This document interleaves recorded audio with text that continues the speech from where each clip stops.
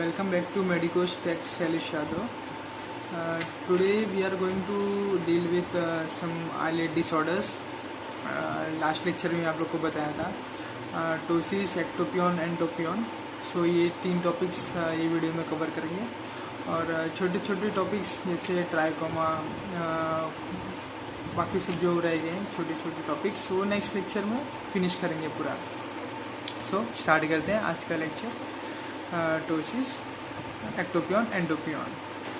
सो disease part start करने के पहले एक बार हम सुपरफिशियली पार्ट्स एक बार देखते हैं आई को, जो डिजीज़ से थोड़ा बहुत रिलेटेड है. सो आप देख सकते हैं कि यहाँ पे कुछ एक फ़ोटो है जहाँ पे मैंने एक फ़ोटो रेफरेंस के लिए लिया है. आपको इसमें देखना क्या है कि जो ऊपर आईलिड है वो कुछ इतना कवर करता है, जो लोअर आईलिड है वो सब इतना कवर करता है. और इसमें हमको मेन पार्ट ये देखना है पाल्पेब्रल फिशर.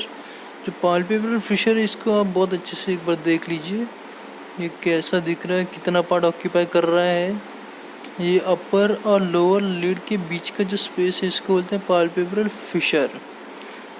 सो इसके बाद नेक्स्ट है मिडल कैंथस और लेटरल कैंथस.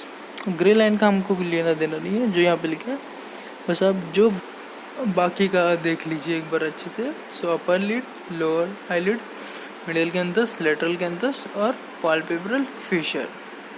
सो स्टार्ट करते हैं अब मेन टॉपिक हमारा ptosis. So tosis tosis was arrived from was taken from the Greek word which means to fall, and tosis meaning is dropping or falling of upper eyelid. Tosis means dropping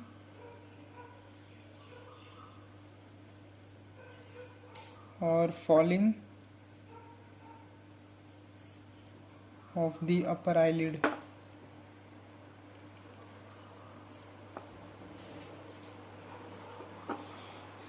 so first हम एक normal condition बताता हूँ. सो assume करो ये हमारा आई है.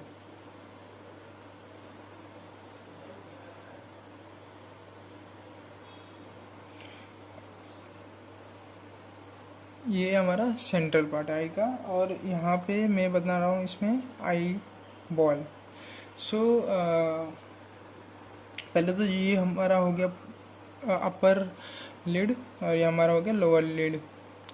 सो जो अपर lid होता है वो हमारा अराउंड 1/6 टोटल पूरा कवर करता है. तो अपर लिड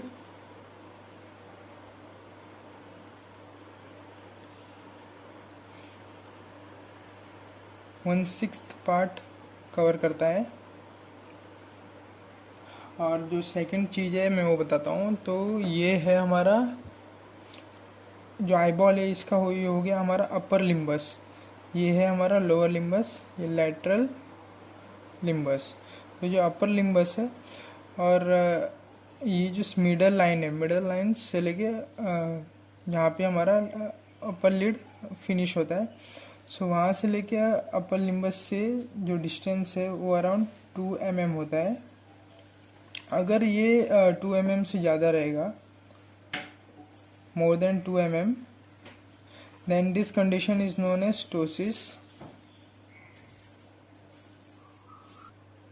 So ये और जो हमारा ये लोअर लिड है, जो लोअर आईलिड है, और ये जो हमारा लोअर लिम्बस है, इसका डिस्टेंस रहता है अराउंड 1 mm. सो इसमें भी चेंजेस नहीं होना चाहिए. सो मैक्सिमम टाइम तो हमेशा अपर लिड का ही देखा जाता है. तो वहाँ पे देखा जाता है कि मोर देन अगर 2 mm रहा तो उस कंडीशन को हम टोसिस कंसिडर करते हैं. सो नेक्स्ट आते हैं हमारे क्लासिफिकेशन पार्ट में. सो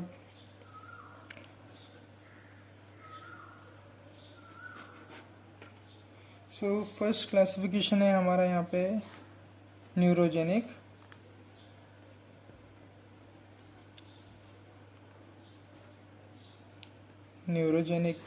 पहले हम न्यूरोजेनिक देखते हैं, फिर न्यूरोजेनिक के बाद मायोजेनिक है, और मायोजेनिक के बाद मैकेनिकल है। मैकेनिकल में तो इतना कुछ है नहीं, बस हमको मेन यहाँ पे न्यूरोजेनिक और मायोजेनिक ही पढ़ने का है। तो फर्स्ट हम न्यूरोजेनिक का देखते हैं। तो न्यूरोजेनिक जो है, इसमें हम फर्स्ट इसको भी 3 पार्ट्स में हम डिवाइड करेंगे, 3 पार्ट्स में डिवाइड होता है। सो फर्स्ट है हमारा,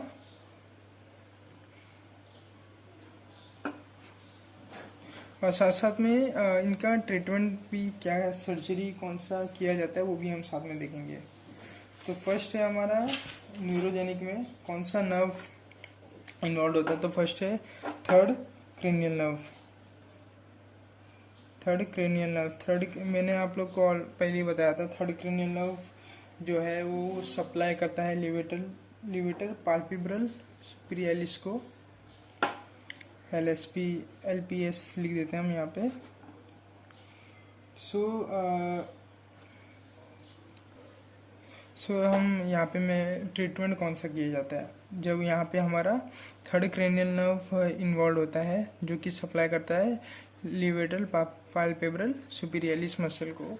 तो वहाँ पे हमारा जिसकी वजह से हमारा ये टोसिस हो जाता है, डिजीज कंडीशन होता है। सो यहाँ पे हमको सर्जरी करना चाहिए। सर्जरी इज स्लिंग होता है। सो स्लिंग में क्या होता है कि ऑपरेशन में क्या होता है कि जो हमारा फ्रंटालिस मसल है, यहाँ पे फ्रंटालिस मसल में जैसे आप देखेंगे, सो फ्रंटालिस मसल भी हमको हेल्प करता है अपने आई लिड को, अपर आई लिड को मूवमेंट कराने में, एलिवेशन कराने में।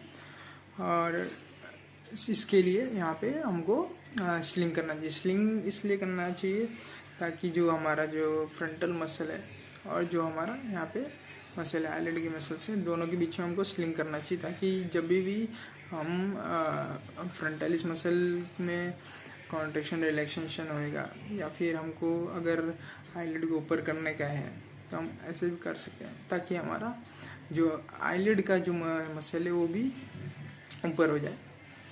और जब भी हमको रिलैक्स करना पड़ेगा, हमको आईलिड को नीचे करना है, सो फ्रंटालिस मसल को नीचे कर देने का। सो यहाँ पे होता क्या है एग्जैक्टली कि इन दोनों के बीच में एक बैरियर रहता है। उस बैरियर में उस दोनों के गैप, समझ लो यहाँ पे गैप रहता है, दोनों गैप को अटैच करके एक साथ में एक जॉइंट बना दिया जाता है। जब भी ये मसल हिलेगा तभी ये मसल भी हिलेगा, जब ये मसल नहीं हिलेगा तब ये मसल भी नहीं हिलेगा, इन शॉर्ट। सो नेक्स्ट अभी कंटिन्यू करते हैं। सो नेक्स्ट है हमारा, नेक्स्ट जो नर्व इन्वॉल्व होता है तो वो है हमारा sympathetic nerve. Sympathetic nerve supply करता है। सिंपैथेटिक नर्व की वजह से एक सिंड्रोम हो जाता है जिसको बोलते हैं हॉर्नर सिंड्रोम,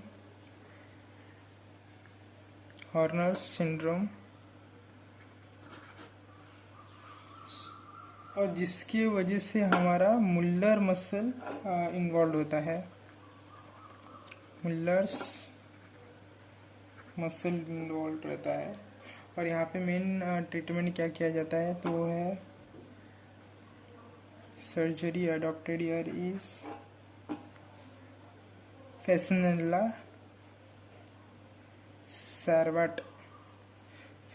सारवाट। बस आप लोग नाम याद रखना और इसकी डिटेल आप जरूरत नहीं है। तो यहाँ पे सर्जरी इन्वॉल्व रहता है फेसिनेला सारवाट। सो नेक्स्ट है हमारा जो फर्स्ट हो गया हमारा थर्ड क्रेनियल नर्व, उसके बाद हो गया हमारा सिंपैथेटिक नर्व। नेक्स्ट है हमारा मार्कस गन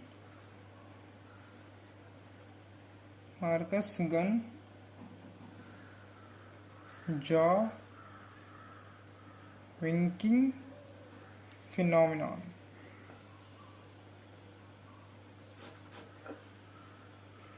सो यहाँ पे होता क्या है एग्जैक्टली, अबे दो नर्व का कनेक्शन रहता है। एक कनेक्शन बिटवीन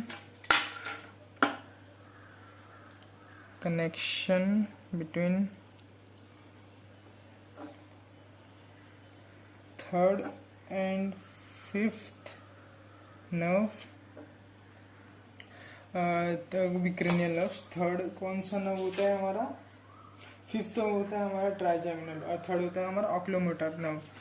तो ये दोनों नर्व्स इन्वॉल्व होते हैं जिनके, और जो फिफ्थ वाला नर्व है वो भी मेन सप्लाई करता है मीडियल टेरिगॉइड मसल को। तो मीडियल टेरिगॉइड मसल को सप्लाई करता है, जिसकी वजह से ये कंडीशन होता है। इसमें होता क्या एग्जैक्टली? सो इसमें होता क्या है कि जब भी हम खाना खाने के लिए या फिर माउथ ओपन करेंगे या च्यूइंग करेंगे, तो होता क्या है कि जब भी हमारा जॉ मूवमेंट इन्वॉल्व रहेगा तो उसकी वजह से हमारे आई का भी इन्वॉल्वमेंट यहाँ पे हो जाता है। सो फॉर एग्जांपल देखेंगे कि जैसे मैंने यहाँ पे माउथ को ओपन किया सो यहाँ पे मेरी आइज भी साथ साथ में ओपन हो जाती है, ऐसा कुछ कंडीशन हो जाता है। सो जब भी मैं च्यूइंग कर रहा हूँ या माउथ ओपन कर रहा हूँ या बातें कर रहा हूँ तो साथ साथ में मेरे आईज जो आईलिड्स है वो भी ओपन हो जा रहे हैं। सो ये होता है Marcus Gunn jaw weakening phenomenon में। सो इसमें ट्रीटमेंट क्या करना चाहिए? सो treatment involve here is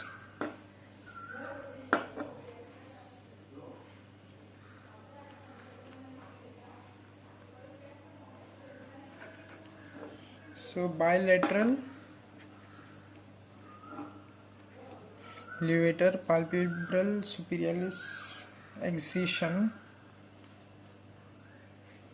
plus frontalis sling। सो यहाँ पे बायलैटरल लेवेटर पाल्पेब्रल सुप्रियालिस एक्सिशन करना है और अलॉन्ग विथ फ्रंटालिस स्लिंग्स भी करना है। सो ये हो गया हमारा पूरा न्यूरोजेनिक के बाद नेक्स्ट देखते हैं मायोजेनिक पे। मायोजेनिक में देखेंगे तो सबसे पहला इसमें क्लासिफिकेशन है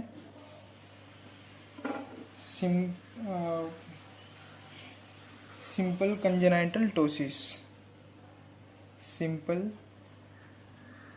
congenital ptosis.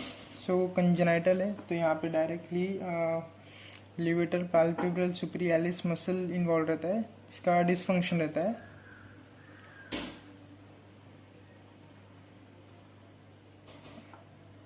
And treatment done here is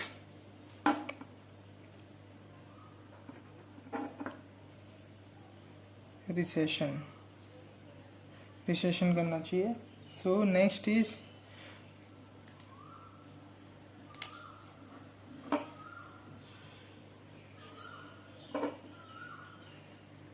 ब्लेफेरो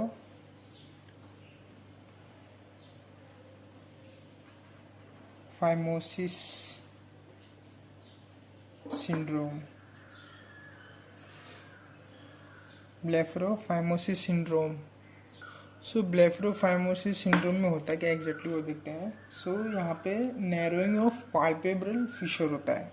सो ये हमारा हो गया अपर आईलिड, ये हो गया हमारा लोअर आईलिड।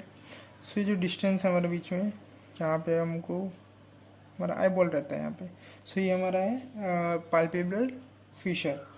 सो इसका नैरोइंग होता है, नैरोइंग ऑफ पाल्पेब्रल फिशर। सो यहाँ पे और भी अदर कंडीशंस है वो भी देख लेते हैं। बायलैटरल टोसिस, देन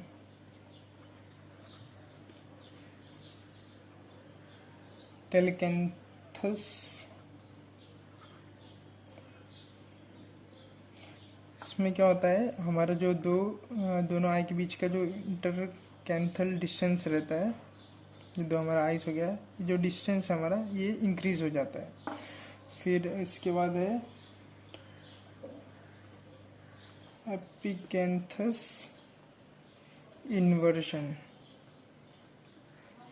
सो जो हमारे दो आइस है यहाँ पे, ये कुछ यहाँ पे ऐसा रहेगा। नॉर्मली सबका तो ऐसा स्ट्रेट रहता है, लेकिन यहाँ पे ऐसा रह जाएगा। और देन इसके बाद है lower lid lateral ectropion, lower lid lateral ectropion, मतलब आउटवर्ड मूवमेंट हो जाता है हमारा आईलिड का। फिर ये हो गया हमारा मायोजेनिक। मायोजेनिक के बाद हम देखेंगे एक है मैकेनिकल।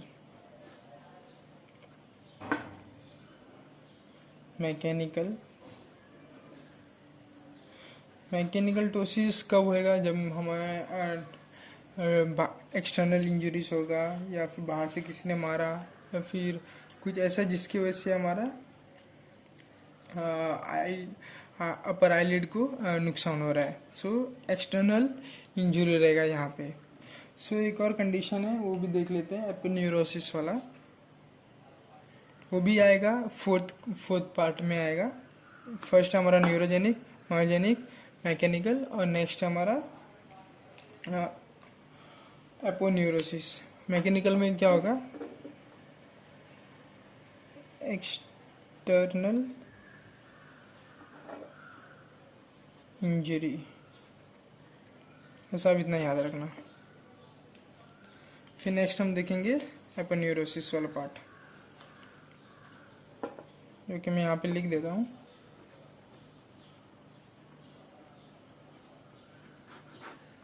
इसको हम नीचे कंटिन्यू करते हैं।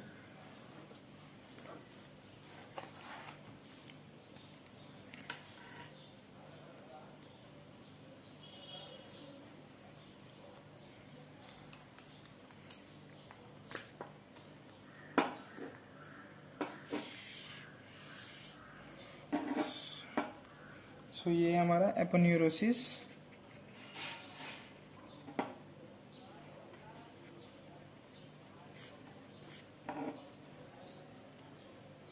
सो एपोन्यूरोसिस में होता क्या है? एपोन्यूरोसिस होता क्या है एक्चुअली, पहले वो देख लेते हैं। तो आप लोग को नॉर्मली आई का मैं नहीं बताऊंगा, पूरे होल बॉडी का बताऊंगा एपोन्यूरोसिस वाला होता क्या है एक्चुअली। सो ये एक लाइक वाइट फाइब्रस टिश्यू होता है, जो टेंडन से अटैचमेंट होता है।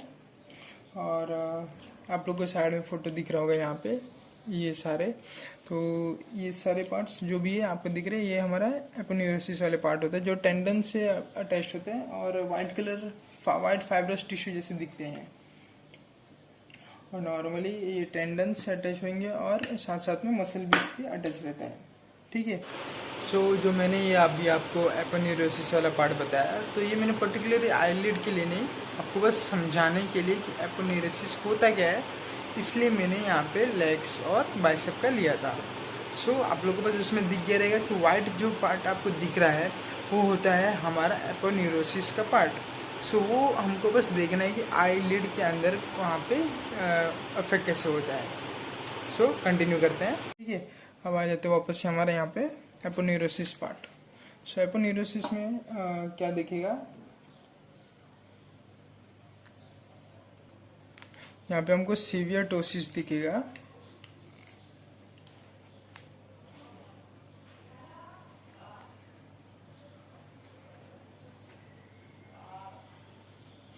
जहाँ पे होता मेन क्या है? Poor LPS function. Sorry for disturbance. LPS हमारा लिवेटरल पाल्पेब्रल सुपेरियलिस मसल है। और यहाँ पे लाइन ऑफ ट्रीटमेंट क्या करना चाहिए? स्लिंग करना चाहिए। स्लिंग आपको मैंने बताया है क्या होता है। सो ये हो गया हमारा पूरा का पूरा टोसिस वाला पार्ट। सो नेक्स्ट पार्ट में हम देखेंगे अब एंट्रोपियन। एग्जैक्टली होता क्या है? So entropion means inward rotation of the eyelid. So it is a condition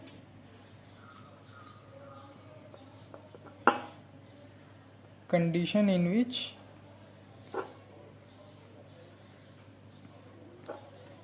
the eyelid is rolled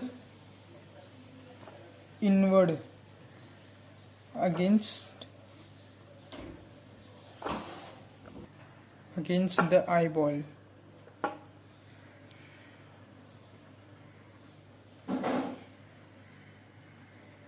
सो इसको भी वापस से इसको भी हम डिवाइड करेंगे. So it is divided into two, congenital and acquired. So congenital, in congenital the line of treatment done is, so surgery done here is called HODS.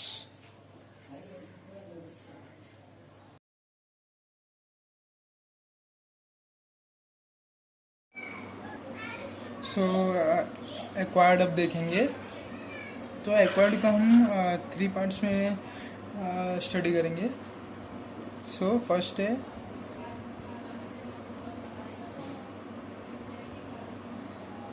Involution, second है scaring और थर्ड है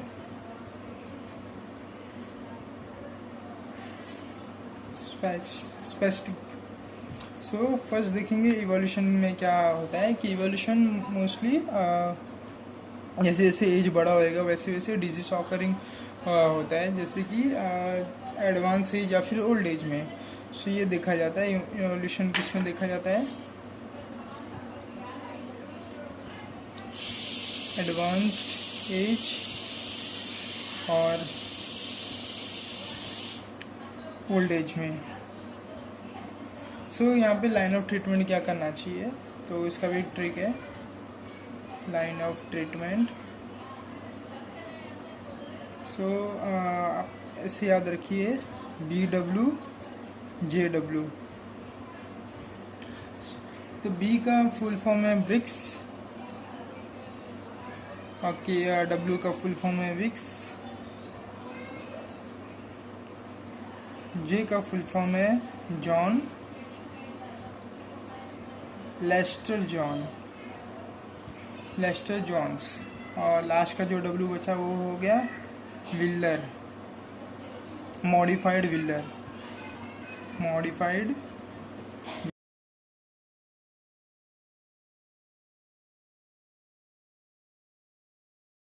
आप ऐसे भी याद रख सकते हैं कि BJW², जैसा आपको ठीक लगता है, जैसा आप याद रख सकते हैं. सो ये हो गया हमारा लाइन ऑफ ट्रीटमेंट इवोल्यूशन में. नेक्स्ट आता है हमारा स्कैरिंग. में क्या, स्कैरिंग एंट्रोपियन. तो यहाँ पे क्या होता है, ड्यू टू द केमिकल और एनी अल्कलाइल इंजरीज की वजह से जो एंट्रोपियन ऑकर होता है उसको बोलते हैं स्कैरिंग एंट्रोपियन. सो यहाँ पे होता है किसकी वजह से, एनी केमिकल और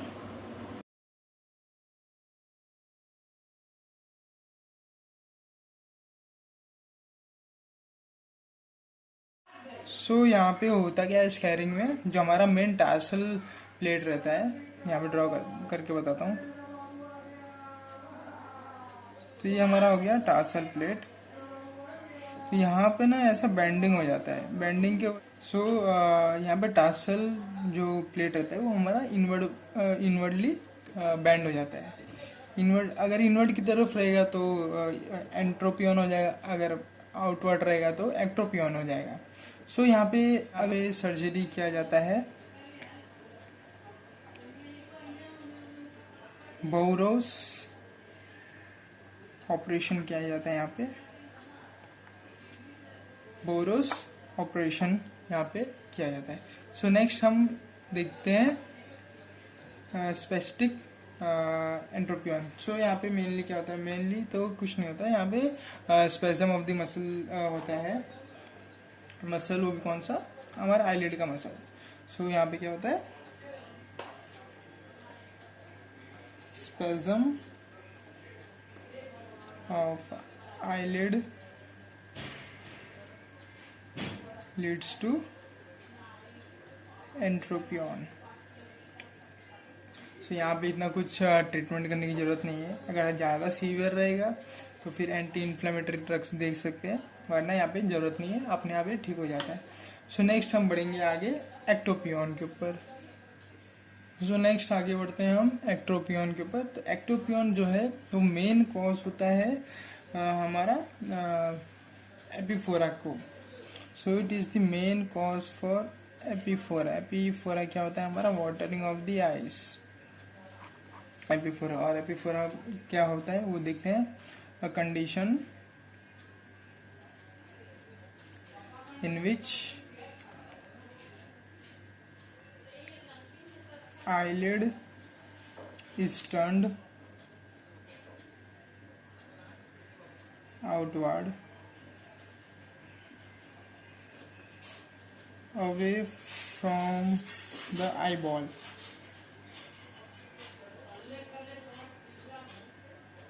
ठीक है, तो ये क्या है? Outward, turn outward. हमारा जो आईलिड है वो आउटवर्ड की तरफ टर्न हो जाता है। सो अभी वापस से इसको भी इसका आगे क्लासिफिकेशन करेंगे।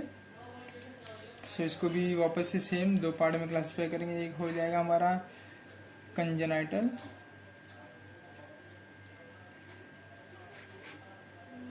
और दूसरा एक्वायर्ड।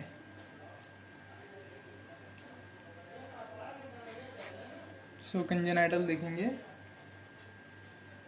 कंजेनाइटल मेनली हम यहाँ पे सेम वही ब्लेफेरो फाइमोसिस की तरह ट्रीटमेंट करेंगे। सो यहाँ पे हम कैसे ट्रीटमेंट करेंगे?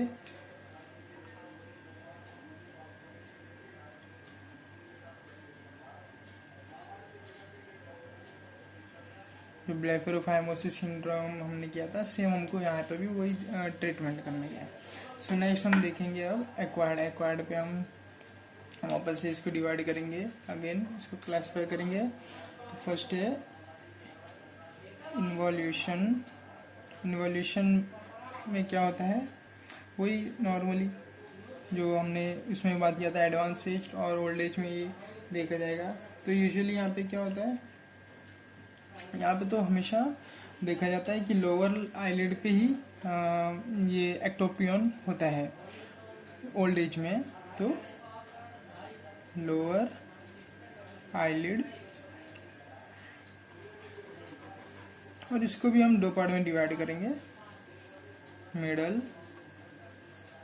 और एक्सटेंसिव। एक्सटेंसिव मतलब पूरा होल ओवर, अपना पूरा का पूरा आईलिड, लोअर आईलिड होगी। और मिडल मतलब मिडल पार्ट खाली। सो यहाँ पे लाइन ऑफ ट्रीटमेंट क्या करेंगे?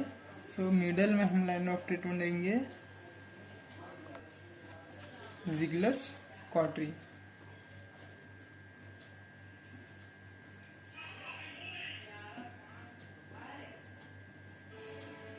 सो यहाँ पे जिगलर्स कॉटरी करते हैं।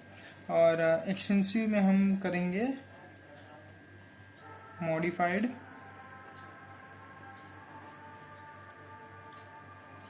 खंड शवनोस्की। सो यहाँ पे हम ट्रीटमेंट करेंगे मॉडिफाइड खंड शवनोस्की, sorry.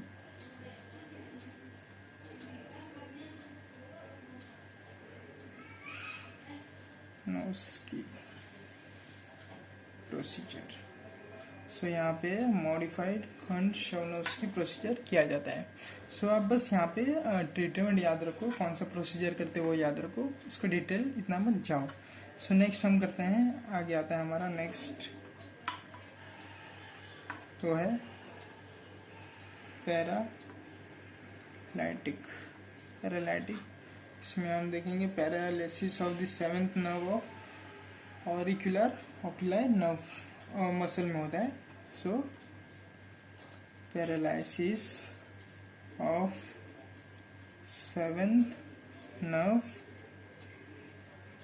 Of orbicular oculi muscle. So यहाँ पे ट्रीटमेंट क्या करेंगे हम?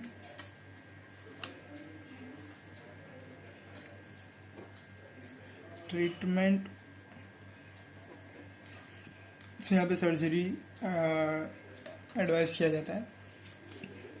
सर्जरी का नाम है, फर्स्ट है टार्सो हैप्पी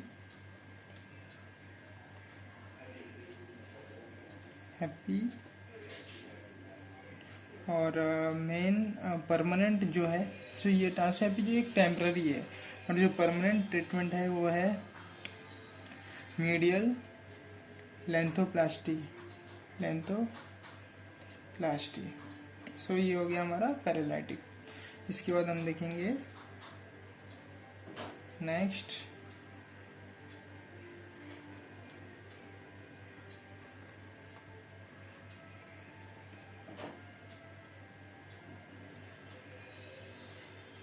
सिकैट्रिसिड।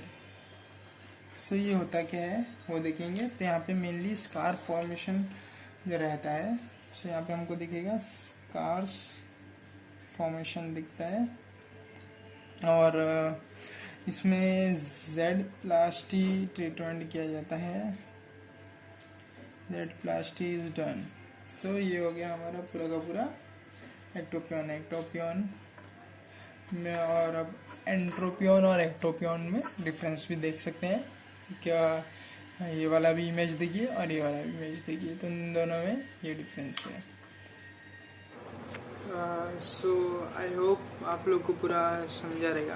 अगर कुछ डाउट है तो आप कमेंट में लिख सकते हैं, बता सकते हैं कुछ भी आपको प्रॉब्लम हो, या फिर आप फेसबुक पे भी बता सकते हैं, या फिर इंस्टाग्राम पे भी बता सकते हैं।